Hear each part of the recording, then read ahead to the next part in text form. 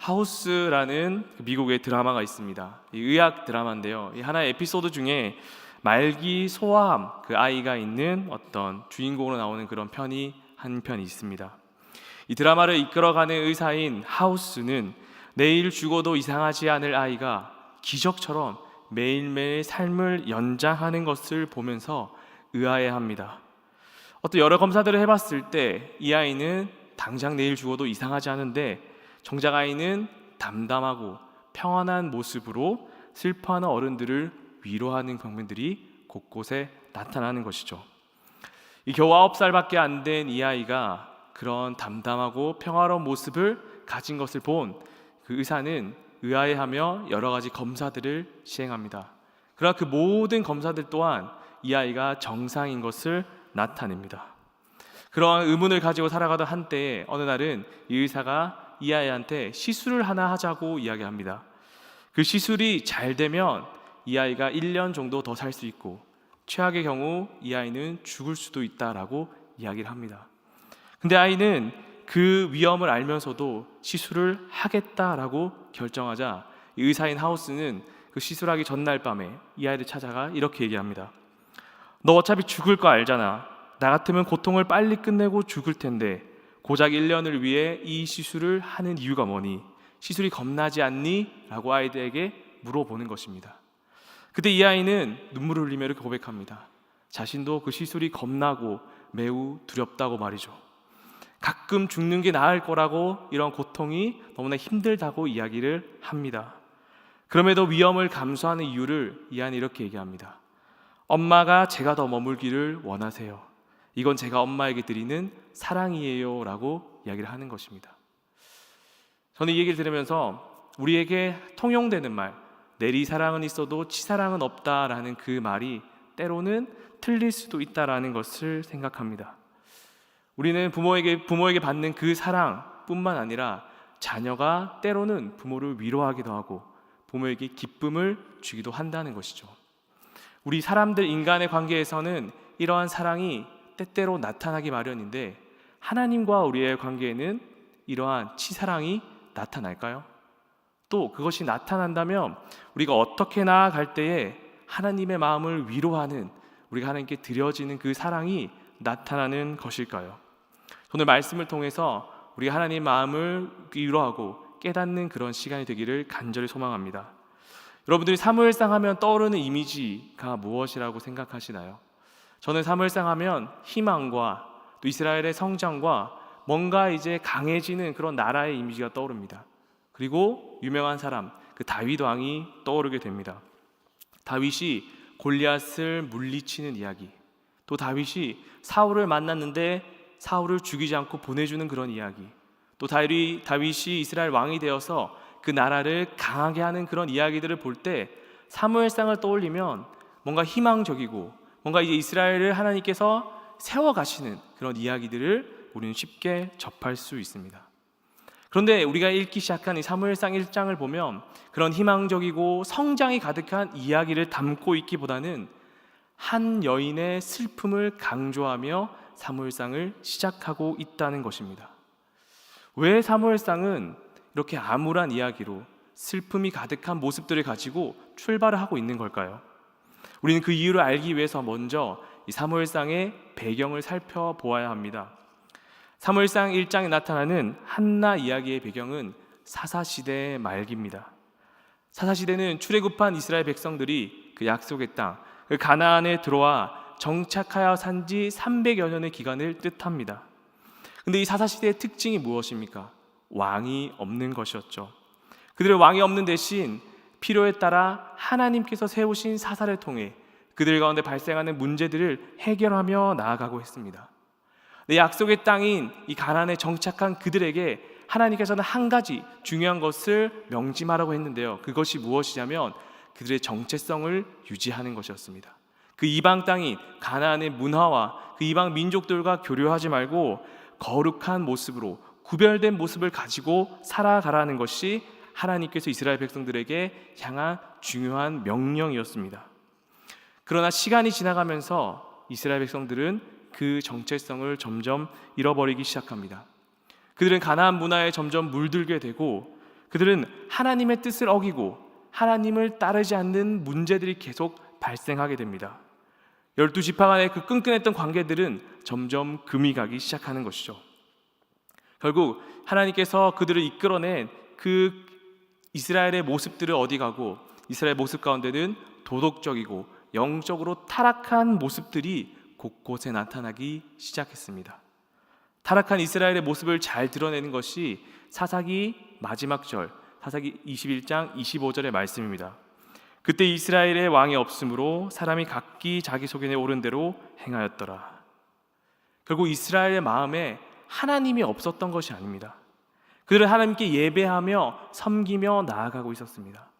중요한 것은 그들이 형식적으로 하나님 앞에 예배하며 나아갔지만 하나님께 마음을 들이지 않았다는 것이 문제였습니다. 좋아 보이는 가나안 문화를 기웃거리며 그 가나안 문화에 점점 동화되고 적기 시작한 것이었죠. 결국 그들은 하나님을 믿는 사람의 삶, 그 열매 맺는 삶을 살아가지 못하고 겉모양만 하나님의 자녀임을 그냥 나타내기만 하는 그런 삶을 살게 된 것이었습니다. 입술로는 하나님과 함께한다, 하나님이 우리를 인도하신다라고 고백은 하지만 정작 그들의 삶에서는 하나님을 떠나 있는 그런 삶을 살아가고 있는 이 시대의 배경이 사사기 사사시대라는 것입니다. 이런 사사시대의 배경 가운데 우리는 1장의 주인공 한나를 만나게 됩니다. 그녀는 엘가나라고 하는 한 남자의 첫째 부인이었습니다. 이 엘가나의 정말 큰 사랑과 노력에도 불구하고 안타깝게도 한나는 아이를 가지지 못했다라는 게 성경에 나타나는 기록입니다. 이 한나가 가지는 그런 어떤 고통과 압박은 상당했을 거라고 생각이 됩니다. 우리 사무엘상 1장을 보면 특이하게도 엘가나의 조상들의 이름이 나열되고 있는데요. 성경의 어떤 이름이나 지명들이 나타나는 것은 당시 사람들에게 통용되는 어떤 의미나 특징이 있다라는 것입니다. 이를 비추어 보았을 때 아마 엘가나의 가문은 그 당시에 명망 있는 가문이었지 않을까 추측이 됩니다. 저도 가끔씩 친척들을 이제 찾아뵈면 제가 정말 모르는 좀 멀리 떨어져 있는 친척들 할 때 저를 소개할 때 제 이름을 소개하기보다는 저 누구누구의 아들입니다 라고 얘기하거나 또 누구누구의 손주입니다 라고 얘기할 때 네가 그 사람의 그분의 자제구나라는 것을 깨닫는 것처럼 아마 사람들은 이 성경을 보면서 이 엘가나라는 사람이 누구의 아들이었겠구나, 이 엘가나라는 사람이 누구의 손주였겠구나라는 보면서 이 엘가나라는 사람들을 특징을 파악하게 되었을 것입니다.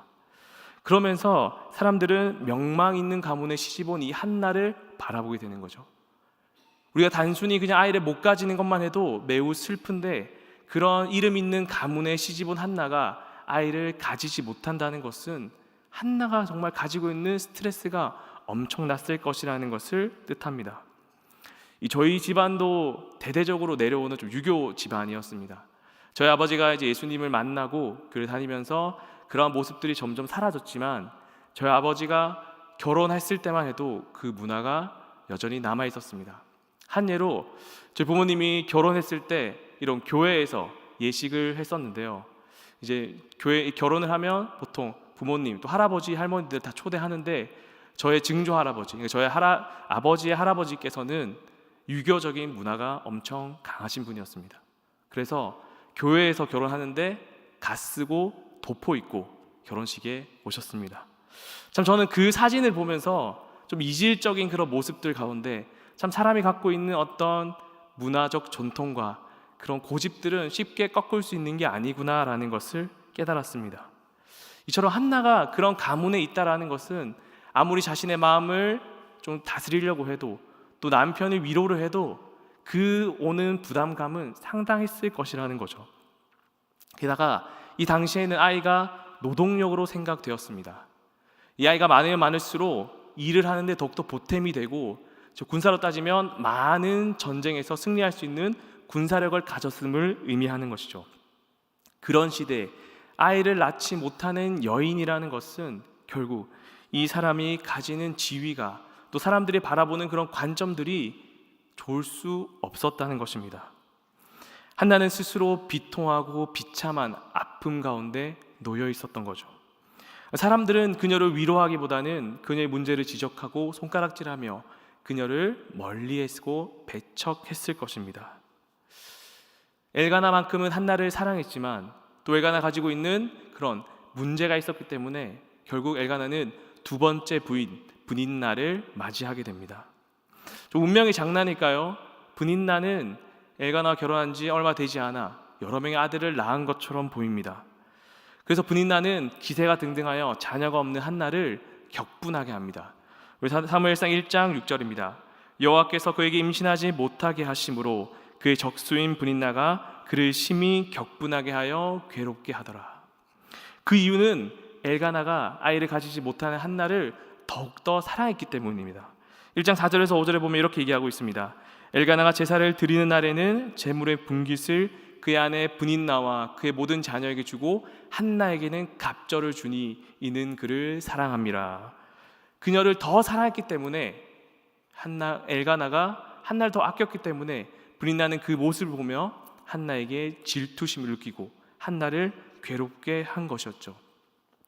저는 이 모습을 보면서 엘가나가 상당히 인격적인 사람이었구나라는 것을 느끼게 됩니다. 아이를 가지지 못하는 그 한나를 여전히 사랑하며 또 갑절의 제물을 주면서 여전히 아껴주는 모습들을 보며 엘가나는 참 좋은 남편이었겠구나라는 생각이 듭니다. 그러나 그 당시에 이 좋아 보이는 엘가나의 위로도 한나를 위로할 수 없었다는 것입니다. 그 많은 재물조차도 브닌나를 통해 한나를 더욱더 힘들게 하게만 했지 한나의 마음을 위로할 수 없었다는 것이죠. 결국 한나는 자녀를 가지지 못하는 그런 아픔 가운데 스스로 자책하며 깊은 절망 가운데 빠지고 또 빠지게 됩니다. 1장 8절에 보면 그 남편 엘가나가 그에게 이르되 한나여 어찌하여 울며 어찌하여 먹지 아니하여 어찌하여 그대의 마음이 슬프냐 내가 그대에게 열아들보다 낫지 아니하냐 하니라 라고 얘기하며 자신이 그 열아들보다 낫지 않냐라고 이야기하며 한나를 위로하려 하지만 그 어떠한 위로도 한나에게는 도움이 되지 않았습니다. 매년마다 하나님 앞에 나와 자신의 아이를 위하여서 간절히 기도를 드렸던 한나였지만 반복되는 실패와 반복되는 불임 가운데 한나는 점점 지쳐가 절망적인 상황 가운데 한나의 마음이 완전히 무너지게 된 것이었죠. 여기까지 봤을 때 한나에겐 도저히 소망이라고는 찾아볼 수 없는 것처럼 보입니다. 어떠한 반전의 실마리도 나타나지 않는 것처럼 보입니다. 그런데 이 한나의 이야기가 사무엘상 1장 처음에 나오는 이유가 뭔지 아시나요? 바로 한나의 이야기가 이스라엘의 이야기이기 때문입니다. 어두운 사사지대를 지나고 있는 이 이스라엘에게도 희망이 없습니다. 삼손은 사사이지만 그 나신이로 서원했지만 하나님 앞에 나아가지 않고 자신의 뜻대로 행했습니다. 그 이스라엘 백성조차 하나님을 떠나고 그 하나님의 뜻을 따라야 하는 사사조차 하나님을 떠나 있는 이 영적으로 암울한 상태가 이스라엘의 현 주소라는 것이죠.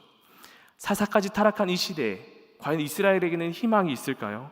도대체 어디서부터 시작해야 하는 걸까요? 우리는 이 한나의 모습을 통해서 절망적이고 영적으로 암울한 이스라엘을 바라볼 수 있어야 합니다. 놀랍게도 이스라엘의 회복은 한 여인이 하나님께 나아가는 것부터 시작한다는 것입니다. 이 깊은 슬픔에 잠겨있던 한나는 이전과 달리 하나님께 나아가기로 결심합니다. 사무엘상 1장 9절 말씀입니다. 그들이 실로에서 먹고 마신 후에 한나가 일어나니 그녀는 자신의 문제를 하나님 앞에 나아가 기도했습니다. 이제는 하나님만이 자신의 문제를 해결해 주실 수 있는 분임을 깨닫고 엎드렸습니다. 그래서 남들의 눈치를 보며 자신의 아픔을 토로하고 고개 숙이고 울기만 했던 그녀가 이제는 일어나서 하나님 앞에 나아가기로 결심했다는 것입니다. 그가 마음가짐을 좀 바꿨다는 거죠. 우리는 예배를 드리러 나아갈 때 또 기도의 자리에 나아올 때 어떠한 마음가짐으로 나아오느냐에 따라서 은혜를 받을 수도 있고 받지 못할 수도 있습니다. 좀 부끄러운 얘기지만 제가 신대원 다닐 때 많은 교수님들과 목사님들이 신대원에 오셔서 설교를 하셨습니다. 저는 어떨 때는 팔짱을 끼고 얼마나 잘하나 한번 보자라는 그런 마음으로 설교를 들은 적이 있습니다. 그때 설교를 들으며 이건 너무 좋고 이건 좀 별로네라고 그 목사님의 설교를 그냥 비평했습니다. 그렇게 보다 보니 저의 머리만 굵어지고 설교 가운데 은혜를 하나도 받지 못하는 것이었습니다. 근데 그와 반대로 오늘 예배 가운데 은혜를 받아야지, 오늘 기도 가운데 하나님 만나야지라는 그런 마음으로 하나님께 나아갔을 때 그 설교가 어떠했든, 그 자리가 어떠했든 하나님께 은혜를 받는 그런 경험들을 한 적이 있었습니다. 사랑하는 성도 여러분, 오늘 이 예배 자리에 나올 때 어떠한 마음으로 예배에 나와왔습니까? 어떠한 마음으로 이 기도의 자리에 나아가고 계신가요? 저희 유초등부에서는 이번에 강병호 목사님을 초청해서 이 전도에 대한, 복음에 대한 이야기들을 함께 나눴습니다. 그때 이렇게 설교하시면서 한 이야기가 저의 마음을 떠나지 않았습니다. 그것이 뭐냐면, 이곳에 100명, 1000명 있는 것이 중요한 게 아니라 하나님께 마음을 드리는 그 한 사람이 중요하다라고 목사님이 얘기하셨습니다. 이것이 이 시대를 살아가는 우리에게 필요한 자세입니다. 오늘 예배 가운데 은혜를 받는 그 사람이 제가 되게 해주세요. 하나님이 찾으시는 그 한 사람이 제가 되게 해주세요. 그러라는 마음을 가지고 그렇게 우리는 고백해야 됩니다. 저는 여러분이 다른 사람 눈치 보지 않고 하나님 눈치 보며 나아가기를 소망합니다. 오늘 예배에 이렇게 많은 사람들이 함께 모여서 예배 드리고 있지만 하나님께서 기뻐하는 그 한 사람이 내가 되기 원한다고 고백하며 나아가야 합니다. 한나는 이전에 하나님 주세요, 내 마음이 너무 힘들어요 라고 고백했던 그 시간에서 이제는 하나님께 나아갑니다. 문제 해결을 하나님께 달려있음을 알고 하나님께 마음을 드리고 나아가 기도했다라는 것입니다. 또 한나는 하나님께 마음을 쏟아내며 기도했습니다. 1장 10절에 보면 한나가 마음이 괴로워서 여호와께 기도하고 통곡하며 라고 얘기하는데, 여기서 마음이 괴롭다라는 표현은 성경에서 자녀를 잃은 이 사람들이 하는 그런 표현들입니다. 예를 들면 남편과 두 아들을 잃은 나오미가 이런 표현을 사용했고, 또 자신의 아들을 잃은 수넴 여인이 이러한 표현을 했습니다. 한나는 그저 그냥 아프고 하나님 나 힘들어요가 아니라 정말 영혼을 쏟아내는, 정말 영혼이 괴로운 그런 마음을 가지고 하나님 앞에 나와 기도했다는 것입니다. 그리고 하나님 앞에 나와 울고 또 울며 기도했다는 것이죠. 하나는 문제를 가지고 기도를 했었습니다. 하나님 아이를 주세요, 문제를 해결해 주세요, 지금 내 아픔을 치유해 주세요 라고 하며 자신의 상황을 놓고 하나님 앞에 기도했었습니다. 그런데 일어서서 하나님께 나온 한나는 이전 것처럼 그렇게 기도하지 않았습니다. 자신의 모든 상황과 아픔과 환경을 다 아시는 주님께 나와 그냥 자신의 마음 모두를 토로한 것입니다. 모든 상황을 주관하시는 하나님께 자신의 고통을 그냥 다 고백한 것이죠. 그런데 왜 하나님께서는 한나의 이런 기도에 응답하지 않으셨을까요? 성경은 하나님께서 자녀가 원하는 것을 다 들어주신다고 이야기하시는 분입니다.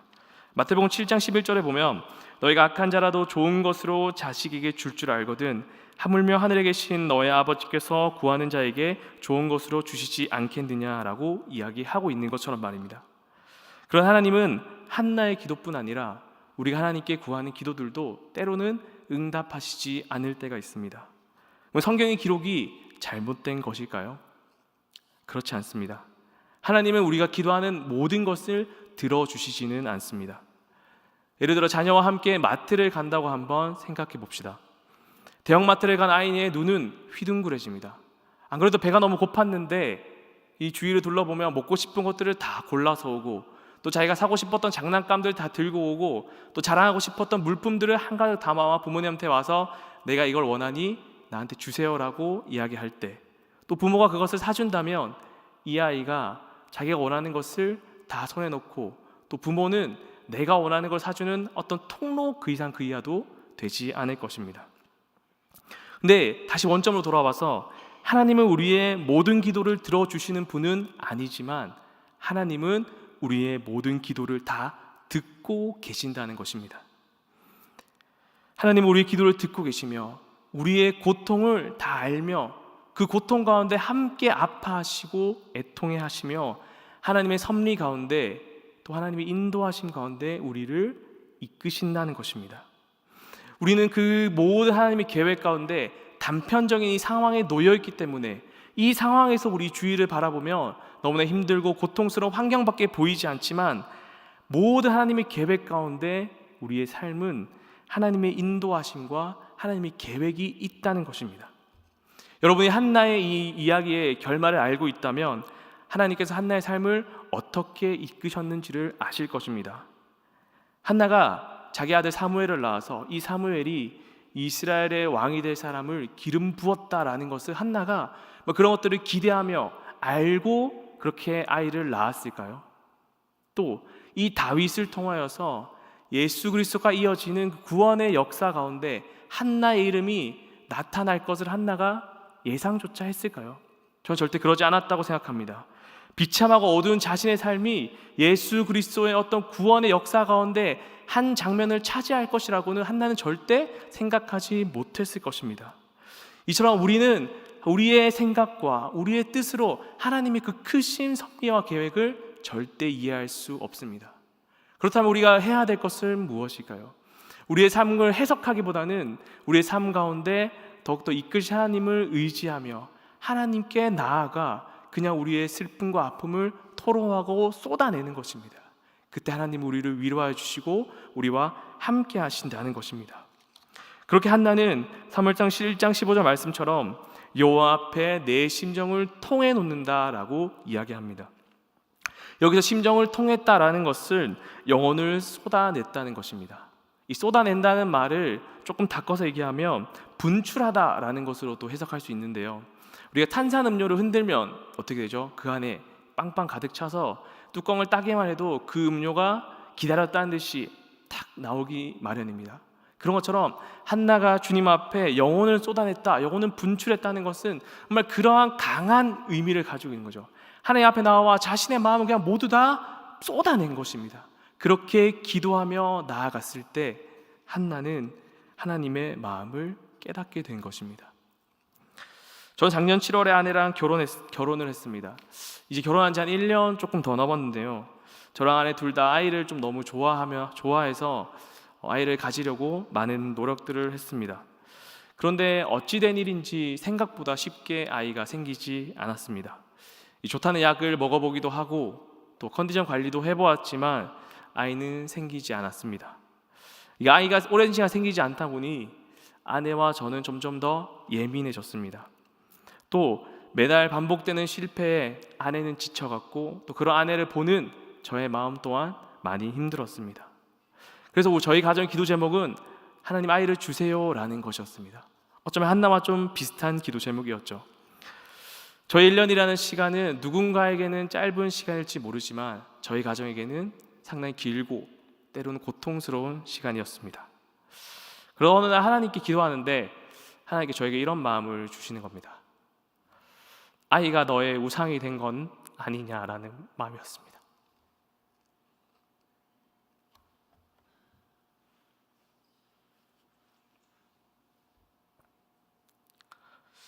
기도한 중에 이런 마음이 들었다고 아내한테 함께 나누니 아내도 그런 생각이 들었다고 하면서 같이 펑펑 울게 되었습니다. 저희는 아내를 바라면서 하나님을 바라보기보다는 저희가 키울 아이를 더욱더 반듯하게 또 잘 키우고 싶은 그런 마음들이 있었습니다. 그래서 하나님보다 주실 아이를 더 사랑했던 것입니다. 그런 마음을 나눈 뒤에 저희는 서로 기도 제목을 바꾸었습니다. 하나님보다 아이를 더 사랑하지 않게 해주세요. 하나님의 때에 아이를 보내주실 것을 믿습니다라고 저희는 기도 제목을 바꾸며 하나님께 저희의 마음을 쏟아냈습니다.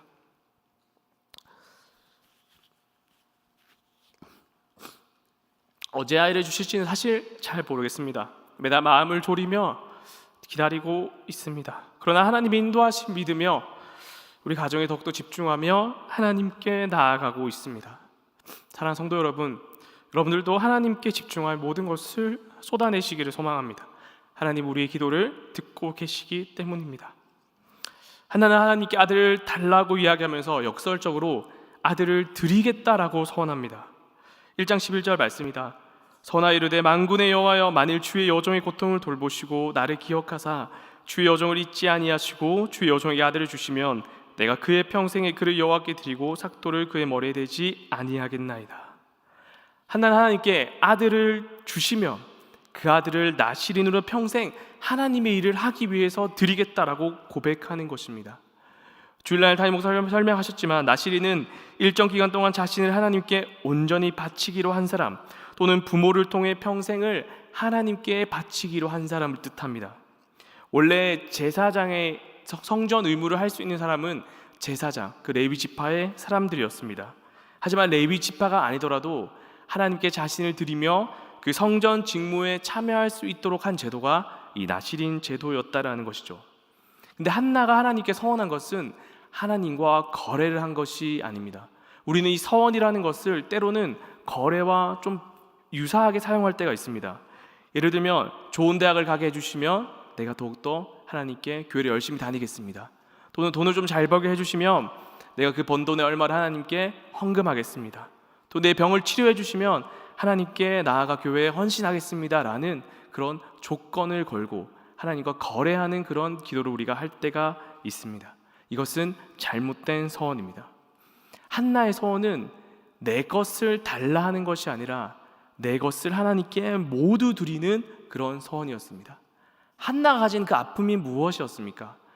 그 사람들의 그런 눈초리, 아이를 가지지 못하는 한나의 아픔들, 또 저 둘째 부인 브닌나가 자신을 괴롭게 하고 격분하게 하여 오는 그런 마음의 고통들, 그런 조롱들, 그 모든 것들이었습니다. 한나의 마음에는 보란듯이 아들을 낳아 이 아들을 잘 키워서 내가 너희 아들보다, 내가 그 다른 누구보다 이 아이를 정말 잘 키우고 잘 낳아서 길렀다라는 그런 마음이 있었을 것입니다. 그런데 한나는 그 모든 인간적인 생각들을 다 버리고 하나님께 집중하며 그 자신의 어쩌면 영원한 갈망이었던 그 아이를 하나님께 드리는 것입니다. 하나님께 집중하며 하나님께 쏟아내며 모든 것들을 드리기로 한나가 서원한 것이죠. 도대체 한나는 왜 그렇게 한 것이었을까요? 자신이 너무나 바라고 원했던 그 아들이 아닙니까? 하나님께 드린다고 서원한 한나는 이 아이가 젖을 떼자마자 바로 하나님께 드립니다. 아이가 젖을 뗐다고 얘기는 하지만 그 젖을 뗀 아이조차 여전히 어리고 연약한 부모의 손길이 필요한 존재입니다. 그러나 한나는 그 아이를 하나님께 드리게 된 것입니다. 이 아이를 드리게 된 한나의 마음은 어떤 마음이었을까요? 한나가 서원하며 하나님께 나아가게 된 그 이유는 하나님의 마음을 깨달았기 때문입니다. 한나가 자신의 마음을 간절히 토로하며 하나님께 나아갔을 때 그녀는 하나님의 마음을 깨달았습니다. 나도 너와 같은 고통을 가지고 있다는 것이었습니다. 이스라엘도 생명을 낳지 못하고 있었습니다. 엘리 제사장은 영적으로 눈이 어두워 한나가 하나님께 간절히 기도하는 것을 보고도 술 취했다라고 이야기했습니다. 그 이스라엘 백성들은 영적과 도덕적으로 타락하여 더 이상 하나님을 찾지 않았습니다. 하나님께 세우신 사사조차 하나님의 말대로 뜻대로 살아가지 않는 그 현실 가운데 이스라엘에게는 더 이상 희망이 없는 것처럼 보였습니다. 하나님도 그런 이스라엘을 바라보면서 그 생명을 낳지 못하는 이스라엘을 통하여서 마음 가운데 애통하고 탄식하고 있었다는 것입니다. 이때 한나는 자신의 모든 것을 바치며 하나님의 마음에 위로를 하게 됩니다. 그 결단이 바로 사무엘을 하나님께 드리겠다는 것이죠. 한나는 하나님께 아들 주시면 그 아들이 엘가나의 아들이 아니라 나의 아들, 한나의 아들이 아니라 하나님의 아들로 드리겠다라는 고백을 하나님께 한 것입니다. 이스라엘이 가지고 있는 시대적 불임의 통로를 해결할 그 통로로 자신을 사용해 달라고 고백한 것이죠. 사무엘상 1장 20절 말씀 보면 한나가 임신하고 때가 이름에 아들을 낳아 사무엘이라 이름하였으니 이는 내가 여호와께 그를 구하였다 함이더라. 사무엘이란 이름은 하나님께 구하였답니다. 결국 이후에 사무엘을 통해 하나님은 다시 말씀하셨고 사무엘을 통해 하나님은 기름 부은 왕을 세우게 됩니다. 사랑하는 여러분, 회복은 하나님의 마음을 깨닫는 것에서부터 시작합니다. 아이를 달라고 울며 떼쓰던 그 여인이 이제는 하나님의 마음을 깨닫고 하나님께 그 아이를 드리겠다라고 고백하는 것입니다. 그 아이를 통해 이스라엘의 회복의 역사가 시작되는 것이죠. 사사시대와 같이 지금 한국교회의 상황도 여전히 암울하고 어둡습니다. 기독교 왕국 시대에 살았던 우리들은 이제 기독교를 배척하고 기독교를 멀리하는 사회에 살고 있습니다. 사람들은 복음을 들으려 하지 않고 우리도 복음을 전하는 데에 너무나 힘들어 무기력증을 겪고 있습니다. 모든 것이 무너진 것 같은 이 사사시대 같은 우리 현실 가운데 우리는 어떻게 해야 할까요? 하나님께서는 오늘 말씀을 통해 여러분들에게 이야기하고 계십니다. 교회의 회복은 어떤 뛰어난 사람이 아니라 하나님의 마음을 이해하며 울고 계신 하나님의 뜻을 알고 그 말씀에 순종하며 나아가는 그 사람이 있다면 이 한국교회는 희망이 있다는 것이죠. 사랑하는 성도 여러분, 우리가 그 하나님의 마음을 시원케 하는 그 사람이 되기 원합니다. 우리의 기도가 개인적인 문제를 하나님 앞에 토로하고 울며 나아가는 것을 넘어 하나님께서 지금 원하시는 것, 하나님께 정말 아파하시는 것이 무엇인지, 탄식하고 계신 것이 무엇인지를 깨닫고 그 곳에 내가 사용되기 원한다고 고백할 때 진정한 회복이 일어나는 것입니다. 우리는 10월 29일 새가족 초청주일을 준비하고 있습니다. 여러분 어떤 마음으로 이 날을 준비하고 계신가요? 기쁨으로, 기도로 준비하는 분도 있겠지만 어떤 분들은 내 주위에는 전도할 사람이 없다며 나와는 좀 먼 이야기라고 생각하시는 분도 있을 거고, 또 전도했는데 다들 듣지 않는다며 나는 할 만큼 했다라고 이야기하시는 분들도 있을 것입니다. 또 매주일 작정서가 있지만 그것을 보지 않고 그저 이 자리에 앉아 계신 분들도 있을지 모르겠습니다. 솔직히 전도하기 힘든 것은 사실입니다. 그런데 그런 우리의 말을 듣는 하나님의 마음은 어떠할까요? 찢어지도록 아플 것입니다. 죽어가는 영혼들이 우리 곳곳에 주위에 있는데 우리는 그들을 바라보지 않고 우리는 그냥 나름 최선을 다했다라고 합리화하는 것은 아닌지 돌아보아야 됩니다. 그렇다면 우리는 어떻게 해야 될까요? 하나님 마음을 살펴보는 자녀가 되어야 합니다. 하나님은 말을 잘하는 사람을 원하지 않습니다. 하나님은 외모가 뛰어난 사람을 원하시지 않습니다. 하나님의 마음을 깨닫고 그 마음을 이해하며 하나님의 탄식을 그치게 할 그 한 사람을 찾고 계시는 것입니다. 저 죽어가는 영혼들을 향하여 손 내밀고 복음을 전할 그 한 사람을 찾고 있는 것이죠. 말도 잘 못하고 잘하는 것도 없는 저라도 하나님의 복음을 전하는데 사용하시려면 저를 사용해 주세요라는 그런 마음을 가지고 하나님께 나올 사람들을 하나님은 찾고 계신 것입니다. 하나님은 그 연약한 여인, 그 울고 있는 이 여인 한나를 통해서 위로받았습니다. 한나가 자신을 위한 것이 아니라 하나님을 위해 이스라엘을 위해 아들을 낳겠다고 이야기했을 때 하나님은 기뻐하셨습니다. 하나님 한나가 고백했던 그 고백을 지금 우리 입술을 통해 듣기를 원하십니다. 한나와 같이 개인적인 아픔과 문제, 고통 가운데 하나님께 기도하시다가 하나님의 마음이 느껴지신다면 그 마음에 순종하며 하나님께 나와 내가 그 하나님의 마음을 정말 위로하는 그 한 사람이 되겠다고 고백하는 모두가 되기를 소망합니다. 하나님께서 아파하시는 것, 하나님께 탄식하시는 것이 무엇인지 느끼고 그 자리를 내가 채우겠다고 고백하며 하나님의 마음을 시원케 하는 자녀가 되기를 소망합니다. 그리하여 나를 통해 또 우리를 통해 이 교회를 통해 이 시대에 사무엘을 낳는 그런 시간들이 되기를 간절히 축복합니다. 우리 함께